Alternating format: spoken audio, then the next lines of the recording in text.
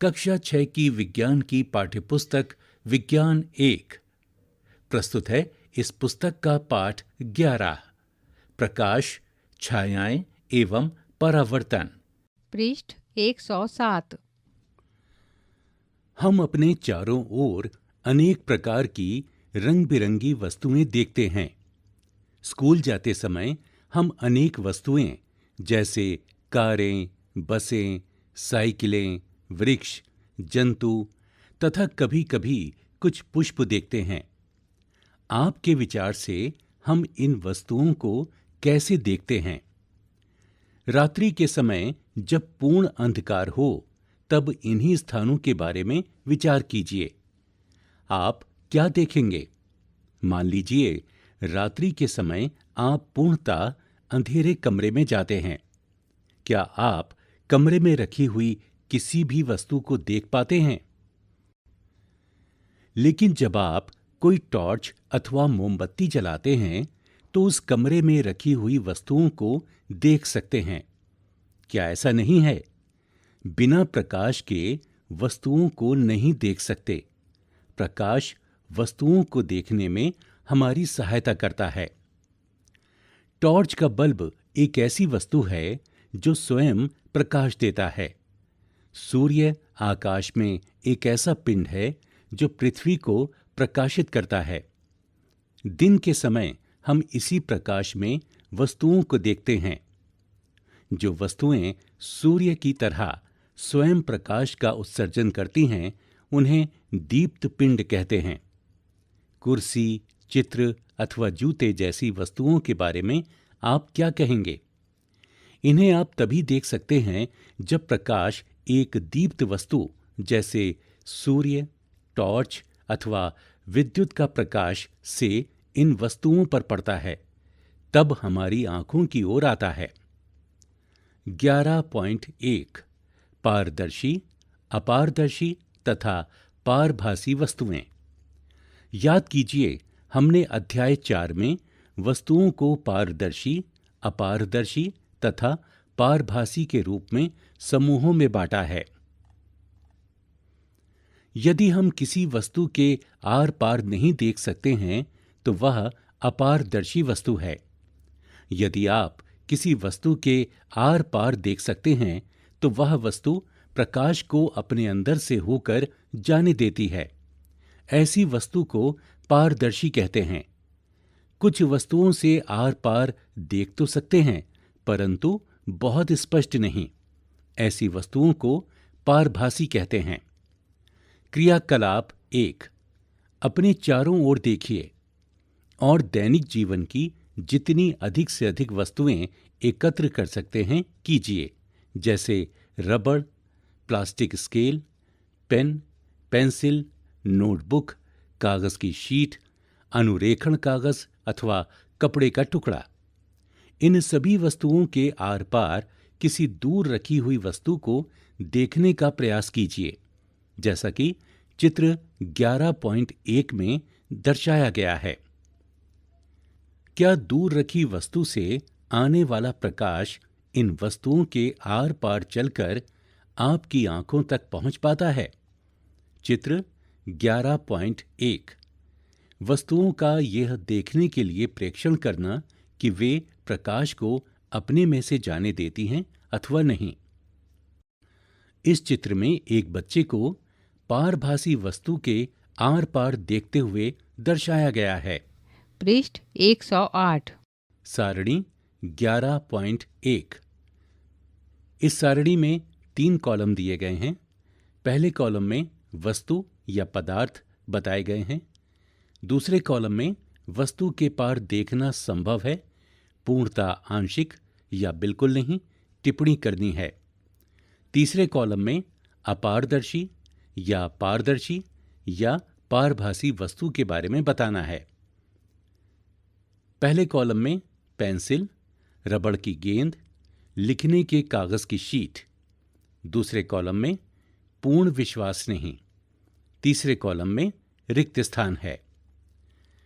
अपने प्रेक्षणों को सारणी 11.1 के अनुसार लिखिए। हम देखते हैं कि किसी वस्तु अथवा पदार्थ का अपारदर्शी, पारदर्शी अथवा पारभासी होना इस पर निर्भर करता है कि वह वस्तु अपने अंदर से होकर प्रकाश को पूर्णतः आंशिक रूप से अथवा बिल्कुल नहीं गुजरने देती। 11.2 छायाएं वास्तव में क्या होती हैं? क्रियाकलाप 2। अब प्रत्येक अपारदर्शी वस्तु को धूप में जमीन से कुछ ऊंचाई पर एक एक करके पकड़िए। धरती पर आप क्या देखते हैं? आप जानते हैं कि धरती पर बने ये गहरे काले धब्बे वस्तुओं की छाया के कारण हैं। कभी कभी आप वस्तु की छाया देखकर वस्तु को पहचान सकते हैं। चित्र संख्या 11.2। कभी कभी वस्तु की छाया वस्तु की आकृति के बारे में बताती है। मैदान में कागज की एक शीट बिछाइए। किसी सामान्य जानकार अपारदर्शी वस्तु को किसी ऊंचाई पर हाथ में इस प्रकार पकड़िए कि उसकी छाया जमीन पर बिछी कागज की शीट पर पड़े। जब आप वस्तु को पकड़े हुए हों तो उस समय अपने किसी मित्र से छाया की बाहरी रेखा खींचने के लिए कहिए। इसी प्रकार अन्य वस्तुओं की छायाओं की बाहरी रेखाएं खींचिए। अब अपने कुछ अन्य मित्रों से छायाओं की बाहरी रेखाएं देखकर वस्तुओं को पहचानने के लिए कहिए। वे कितनी वस्तुओं की सही पहचान कर सकते हैं? क्या आप अपनी छाया किसी अंधेरे कमरे में अथवा रात्रि में जब कोई प्रकाश नहीं होता है देखते हैं? क्या आपको उस समय भी कोई छाया दिखाई देती है जब कमरे में प्रकाश स्रोत के अतिरिक्त अन्य कुछ नहीं होता है? ऐसा प्रतीत होता है कि छाया देखने के लिए हमें कोई प्रकाश स्रोत तथा प्रकाश के पथ में कोई अपारदर्शी वस्तु चाहिए। क्या इसके अतिरिक्त कोई अन्य वस्तु भी चाहिए? क्रियाकलाप 3। यह एक ऐसा क्रियाकलाप है जिसे आपको अंधेरे में करना होगा। शाम होते ही अपने कुछ मित्रों के साथ एक टॉर्च तथा गत्ते की एक बड़ी शीट लेकर किसी खुले मैदान में जाइए। टॉर्च को जमीन के समीप ले जाकर ऊपर की ओर इस तरह से जलाएं जिससे टॉर्च का प्रकाश आपके मित्र के चेहरे पर पड़े। अब आपके पास प्रकाश स्रोत तथा प्रकाश के पथ के अनुदिश एक अपारदर्शी वस्तु यानी आपका मित्र है। यदि आपके मित्र के पीछे पेड़, इमारत अथवा कोई अन्य वस्तु ना हो तो क्या तब भी आपको अपने मित्र के सिर की छाया दिखाई देगी? इसका अर्थ यह नहीं है कि वहां छाया नहीं है। वास्तव में टॉर्च का प्रकाश आपके मित्र के सिर से पार नहीं होता है। पृष्ठ 109। चित्र 11.3। इस चित्र में दिखाया गया है कि एक लड़की हाथ में टॉर्च लेकर टॉर्च के प्रकाश को एक लड़के के चेहरे पर डाल रही है और उसके पीछे एक लड़की कागज की एक शीट लेकर खड़ी है जिस पर उस लड़के का चित्र यानी कि छाया बन रही है। अब किसी अन्य मित्र से कहें कि गत्ते की शीट को आपके मित्र के पीछे पकड़े। क्या आप छाया शीट पर बनती है? चित्र संख्या 11.3। चित्र संख्या 11.4। आपके हाथों में छिपी जंतुओं की छायाएं। इस चित्र में एक बच्चे को अपने हाथों से कुछ आकृतियां बनाते हुए दर्शाया गया है जिसकी छाया सफेद शीट पर पड़ रही है। इस प्रकार छाया केवल पर्दे पर ही दिखाई दे सकती है। जमीन, कमरे की दीवार, इमारतें अथवा इस प्रकार की अन्य सतहें आपको दैनिक जीवन में दिखाई देने वाली अनेक छायाओं के लिए पर्दे की तरह कार्य करती हैं। छायाओं से हमें वस्तुओं की आकृतियों के बारे में कुछ जानकारी प्राप्त होती है। कभी कभी तो छाया हम सभी को वस्तु की आकृति के बारे में भ्रमित भी कर सकती है। चित्र संख्या 11.4 में कुछ छायाएं दिखाई गई हैं जिन्हें हम अपने हाथों से बनाकर विविध जानवरों की छाया होने का भ्रम उत्पन्न कर सकते हैं। तो है ना ये मजेदार बात। क्रियाकलाप 4। स्कूल के मैदान में धूप में एक कुर्सी रखिए। आप कुर्सी की छाया से क्या अवलोकन करते हैं? क्या छाया से कुर्सी की सही आकृति का ज्ञान होता है? यदि आप कुर्सी को थोड़ा सा घुमा दें तो कुर्सी की छाया की आकृति में किस प्रकार का परिवर्तन होता है?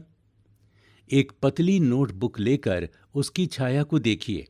इसके पश्चात एक आयताकार डिब्बा लीजिए और उसकी छाया देखिए। क्या दोनों छायाएं समान आकृति की प्रतीत होती हैं?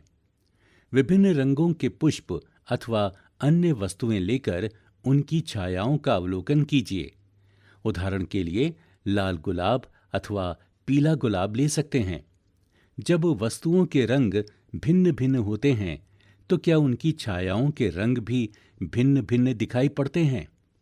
एक लंबा बॉक्स लीजिए तथा पृथ्वी पर बनी उसकी छाया को ध्यान से देखिए। जब आप बॉक्स को इधर उधर गति कराते हैं तो उस समय आप छाया के आकार में होने वाले परिवर्तन को देख सकते हैं। बॉक्स की छाया कब सबसे छोटी बनती है? तब जब आप बॉक्स के बड़े फलक को सूर्य के सामने रखते हैं अथवा जब आप छोटे फलक को सूर्य के सामने रखते हैं। आइए इस लंबे बॉक्स का प्रयोग सरल कैमरा बनाने में करें। पृष्ठ 110। 11.3 सूची छिद्र कैमरा। शायद आप ये सोचते हों कि किसी कैमरे को बनाने के लिए हमें बहुत सी सामग्री चाहिए, लेकिन यदि हम केवल सरल सूची छिद्र कैमरा ही बनाना चाहते हैं तब ऐसा नहीं है। क्रियाकलाप 5।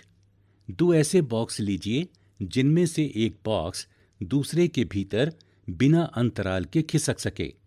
दोनों बॉक्सों का एक एक छोटा फलक काट दीजिए। बड़ा बॉक्स लेकर इसके दूसरे छोटे फलक के बीचों बीच एक छोटा छिद्र बनाइए, जैसा कि चित्र संख्या 11.5 ए में दर्शाया गया है। इसी प्रकार छोटे बॉक्स के दूसरे छोटे फलक पर एक वर्गाकार आकृति जिसकी भुजा लगभग 5 सेंटीमीटर से 6 सेंटीमीटर हो काटिए। इस कटे भाग पर ट्रेसिंग पेपर यानी पारभासी पर्दा चिपकाकर ढक दीजिए, जैसा कि चित्र संख्या 11.5 बी में दर्शाया गया है। छोटे बॉक्स को बड़े बॉक्स में इस प्रकार खिसकाइए कि छोटे बॉक्स का पारभासी ट्रेसिंग पेपर वाला पर्दा बड़े बॉक्स के भीतर हो, जैसा कि चित्र संख्या 11.5 सी में दर्शाया गया है। आपका सूची छिद्र कैमरा उपयोग के लिए तैयार है। सूची छिद्र कैमरा लेकर छोटे बॉक्स के खुले हुए सिरे से देखें। अपने सिर तथा सूची छिद्र कैमरे को काले रंग के कपड़े से ढक लीजिए। अब सूची छिद्र कैमरे से दूर की वस्तुएं जैसे पेड़ अथवा इमारतों को देखने का प्रयत्न करें। सुनिश्चित करें कि जिस वस्तु को आप सूची छिद्र कैमरे से देखना चाहते हैं वह सूर्य की तेज धूप में रखी हो। अब छोटे बॉक्स को सूची छिद्र बने बड़े बॉक्स में आगे पीछे तब तक खिसकाएं जब तक दूसरे छोर पर लगे हुए ट्रेसिंग पेपर पर तस्वीर न मिले। क्या सूची छिद्र कैमरों के प्रतिबिंब अपनी छायाओं से भिन्न हैं? सूची छिद्र कैमरे से सूर्य के तीव्र प्रकाश में सड़क पर गतिमान वाहनों एवं व्यक्तियों को देखें। क्या कैमरे के द्वारा देखे गए चित्र दूसरी ओर की वस्तुओं के रंगों को दर्शाते हैं? क्या प्रतिबिंब सीधे हैं अथवा उल्टे? आश्चर्य, आश्चर्य! आइए अब अपने सूची छिद्र कैमरे से सूर्य का प्रतिबिंब बनाएं। इसके लिए हमें थोड़ी सी भिन्न व्यवस्था चाहिए। हमें गत्ते की एक बड़ी शीट चाहिए जिसके मध्य में छोटा सा सूची छिद्र हो। गत्ते की शीट को सूर्य की तरफ इस तरह पकड़ें कि उसकी छाया साफ क्षेत्र में बने। क्या आप सूर्य का वृत्ताकार प्रतिबिंब गत्ते की शीट की छाया के मध्य में देखते हैं? अपनी जगह से सूर्य ग्रहण के समय सूर्य का सूची छिद्र प्रतिबिंब देखें। सूर्य ग्रहण से पहले सूची छिद्र तथा पर्दे को इस तरह सुव्यवस्थित करें कि सूर्य का प्रतिबिंब पर्दे पर साफ बने। पृष्ठ 111। सूर्य ग्रहण आरंभ होने पर सूर्य का प्रतिबिंब देखें। आप अवलोकन करेंगे कि ग्रहण प्रारंभ होने पर सूर्य के प्रतिबिंब का एक भाग धीरे धीरे काला होता जाता है। हमें सूर्य को सीधे कदापि नहीं देखना चाहिए। ये हमारी आंखों के लिए अत्यंत हानिकारक हो सकता है। प्रकृति में भी एक रोचक सूची छिद्र कैमरा है। कभी कभी हम ऐसे वृक्ष के नीचे से गुजरते हैं जिसमें ढेरों पत्तियां होती हैं। तब हमें उस पेड़ के नीचे सूर्य के प्रकाश के धब्बे दिखाई देते हैं, जैसा कि चित्र संख्या 11.6 में दर्शाया गया है। चित्र संख्या 11.6 प्राकृतिक सूची छिद्र कैमरा, वृक्ष के नीचे सूर्य के प्रतिबिंब। वास्तव में ये वृत्ताकार प्रतिबिंब सूर्य के सूची छिद्र प्रतिबिंब होते हैं। पत्तियों के बीच के खाली स्थान सूची छिद्र की भांति व्यवहार करते हैं। इन खाली स्थानों में सभी प्रकार की अनियमित आकृतियां हो सकती हैं, परंतु हम सूर्य के वृत्ताकार प्रतिबिंब ही देख सकते हैं। आगामी सूर्य ग्रहण के समय सूर्य के प्रतिबिंबों को देखने का प्रयास करें। यह अत्यंत रोचक हो सकता है। बूझो के मस्तिष्क में एक विचार है। हमने अपने सूची छिद्र कैमरे से सड़क पर चलते लोगों के उल्टे प्रतिबिंब देखे थे।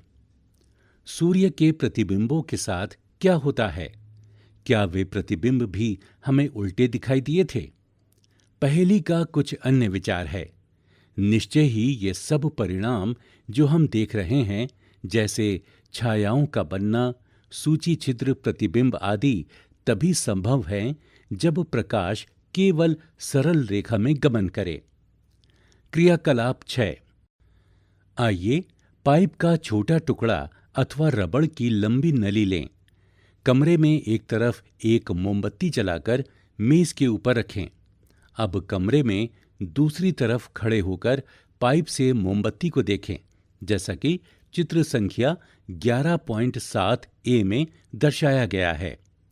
क्या मोमबत्ती दिखाई देती है?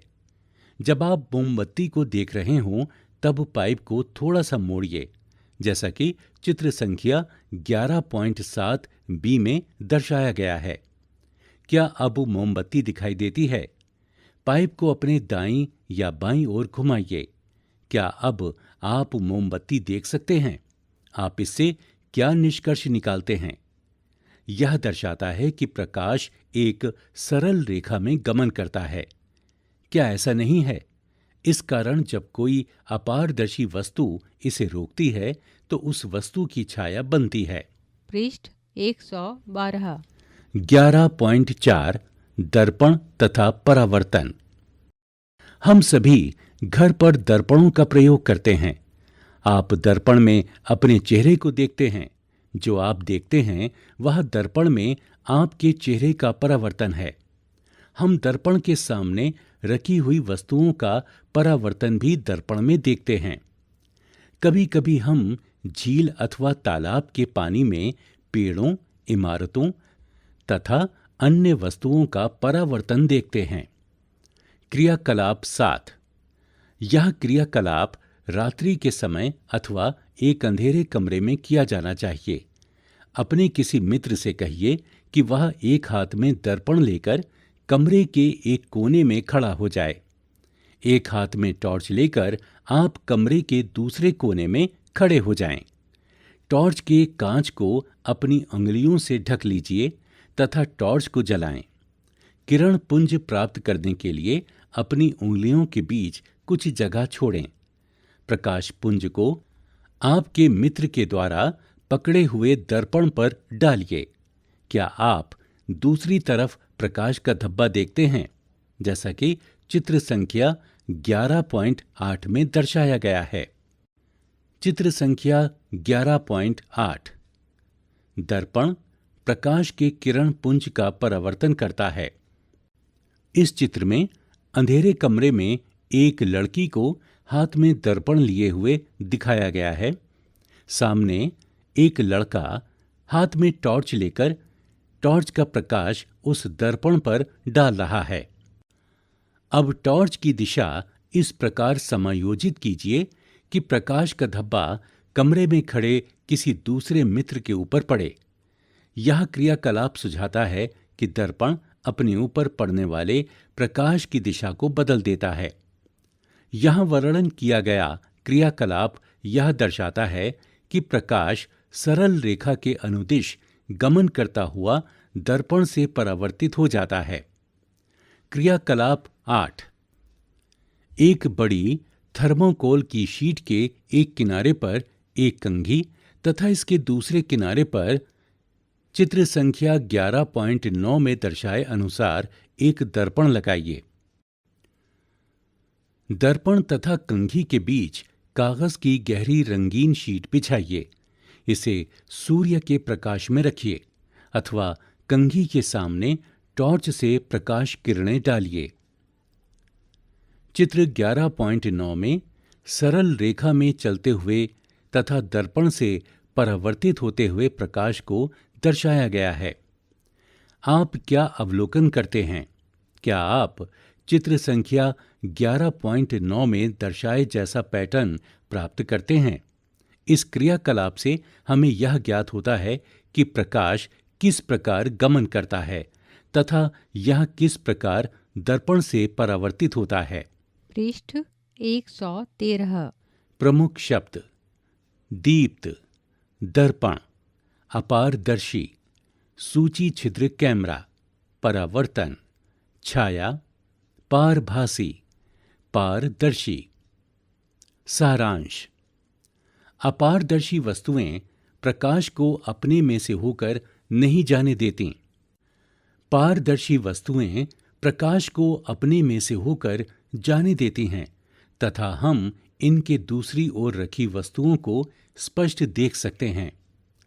पारभासी वस्तुएं प्रकाश के कुछ भाग को ही अपने में से होकर जाने देती हैं। जब प्रकाश के पथ में कोई अपारदर्शी वस्तु आ जाती है तो छाया बनती है। साधारण सामग्री से सूची छिद्र कैमरा बनाया जा सकता है तथा इसका उपयोग सूर्य तथा अति दीप्त वस्तुओं के प्रतिबिंब को देखने में किया जा सकता है। प्रकाश सरल रेखा में गमन करता है। दर्पण परावर्तन से हमें स्पष्ट प्रतिबिंब प्राप्त होते हैं। अभ्यास 1। यहाँ कुछ बॉक्स दिए गए हैं। बॉक्सों के अक्षरों को पुनर्व्यवस्थित करके एक ऐसा वाक्य बनाइए जिससे हमें अपारदर्शी वस्तुओं के बारे में जानकारी मिलने में सहायता हो सके। पहले बॉक्स में या, दूसरे बॉक्स में छा अ, तीसरे बॉक्स में पार द, चौथे बॉक्स में ऋषि हैं, पांचवें बॉक्स में शब्द बनाती और छठे बॉक्स में शब्द वस्तुएं हैं। पृष्ठ 114। 2। यहाँ कुछ वस्तुओं अथवा पदार्थों को अपारदर्शी, पारदर्शी अथवा पारभासी तथा दीप्त अथवा अदीप्त में वर्गीकृत कीजिए। वायु, जल, चट्टान का टुकड़ा, एल्यूमिनियम शीट, दर्पण, लकड़ी का तख्ता, पॉलीथीन शीट, सीडी, धुआं, समतल कांच की शीट, कोहरा, लाल तप्त लोहे का टुकड़ा, छाता, प्रकाशमान प्रतिदीप्त नलिका, दीवार, कार्बन पेपर की शीट, गैस बर्नर की ज्वाला, गत्ते की शीट, प्रकाशमान टॉर्च, सेलोफेन शीट, तार की जाली, मिट्टी के तेल का स्टोव, सूर्य, जुगनू और चंद्रमा। 3। क्या आप ऐसी आकृति बनाने के बारे में सोच सकते हैं जो एक ढंग से रखे जाने पर वृत्ताकार छाया बनाए तथा दूसरे ढंग से रखे जाने पर आयताकार छाया बनाए? 4। किसी अंधेरे कमरे में यदि आप अपने चेहरे के सामने कोई दर्पण रखें तो क्या आप दर्पण में अपना परावर्तन देखेंगे? प्रस्तावित परियोजनाएं एवं क्रियाकलाप। 1. दर्पण का खेल। अपने मित्रों A, B, C तथा D की एक पंक्ति बनाइए जो एक रेखा में खड़े हों। अब किसी एक अन्य मित्र को उनके सामने एक हाथ में दर्पण लेकर इस प्रकार खड़ा कीजिए कि दर्पण का पृष्ठ मित्रों की ओर हो, जैसा कि चित्र संख्या 11.10 में दर्शाया गया है। अब प्रत्येक मित्र से यह कहा जा सकता है कि इस दर्पण में उन्हें कौन दिखाई दे रहा है, A, B, C अथवा D। यदि A दर्पण में B को देख सकता है, तब क्या B भी दर्पण में A को देख सकता है? इसी प्रकार A, B, C तथा D में से किन्हीं दो युगलों के साथ कीजिए। यदि A दर्पण में B को नहीं देख सकता है, तब क्या B दर्पण में A को देख सकता है? इसी प्रकार A, B, C तथा D में से किन्हीं दो युगलों के साथ कीजिए। इस क्रियाकलाप से हमें प्रकाश के गमन तथा दर्पण से परावर्तित होने के बारे में कुछ जानकारी मिलती है। इसके बारे में और अधिक उच्च कक्षाओं में सीखेंगे। 2. दायां बायां। अपने दाएं हाथ में एक कंघा लीजिए और इसे अपने बालों तक ले जाइए। अब स्वयं को दर्पण में देखिए। इसमें आपका जाना पहचाना प्रतिबिंब आप पर मुस्कुरा रहा है। रुकिए, परखिए तथा पता लगाइए कि आपके प्रतिबिंब में कौन सा हाथ कंघे को पकड़े हुए है। यह बायां है अथवा दायां? आपने कंघे को दाएं हाथ से पकड़ा हुआ है, क्या ऐसा नहीं है? जबकि सूची छिद्र कैमरा उल्टा प्रतिबिंब बनाता हुआ प्रतीत होता है। दर्पण दाएं हाथ को बाएं हाथ तथा बाएं हाथ को दाएं हाथ में बदलता हुआ प्रतीत होता है। इसके विषय में और अधिक हम उच्च कक्षाओं में सीखेंगे। 3. जादुई युक्ति। गणित के सममिति के अध्याय में आपने एक रोचक यंत्र बहुमूर्तिदर्शी यानी कैलाइडोस्कोप बनाया होगा। इसमें प्रकाश के परावर्तन का उपयोग होता है। आइए हम एक और यंत्र पारदर्शी पेरिस्कोप बनाते हैं। इसमें भी प्रकाश के परावर्तन का उपयोग होता है तथा इससे किसी अवरोध के दूसरी ओर भी देख सकते हैं।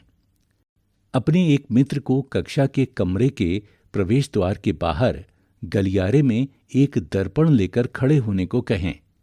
किसी दूसरे मित्र को भी प्रवेश द्वार के सामने कक्षा के कमरे के बीच में दर्पण लेकर खड़े होने को कहें।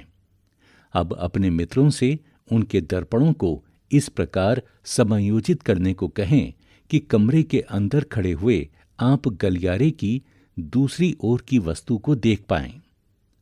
चित्र 11.12 में दर्शाए अनुसार Z की आकृति के बॉक्स में दो दर्पण लगाकर आप एक सरल पारदर्शी यानी पेरिस्कोप बना सकते हैं।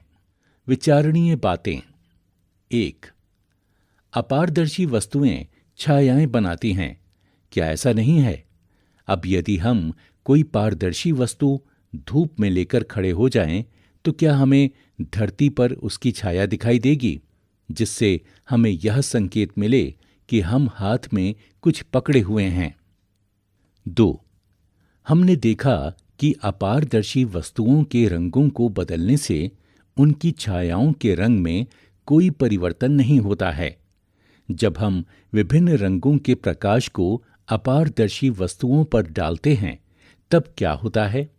आप ऐसा टॉर्च के पृष्ठ को पारदर्शी रंगीन कागज से ढककर कर सकते हैं।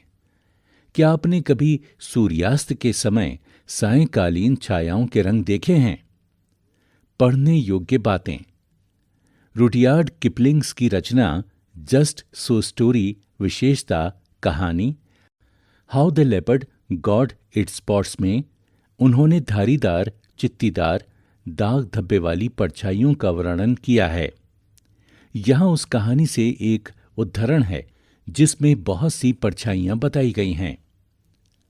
कभी बहुत दिनों के बाद उन्होंने एक बड़े ऊंचे खोतरों से पूर्ण लंबे वृक्ष के जंगल में धारियां, चित्ते, धब्बे तथा बिंदु, आड़ी तिरछी रेखाएं, फलकनुमा और गैर फलकनुमा जैसी परछाइयां देखीं। सशक्तता से कहें तथा देखें कि जंगल अवश्य इतने छायाकारी होते हैं। लेपर्ड ने कहा, यह क्या है, इतना अधिक अंधेरा, तब भी प्रकाश के पुंज। इसी के साथ 16 पाठों की इस पुस्तक का 11वां पाठ यहां समाप्त हुआ।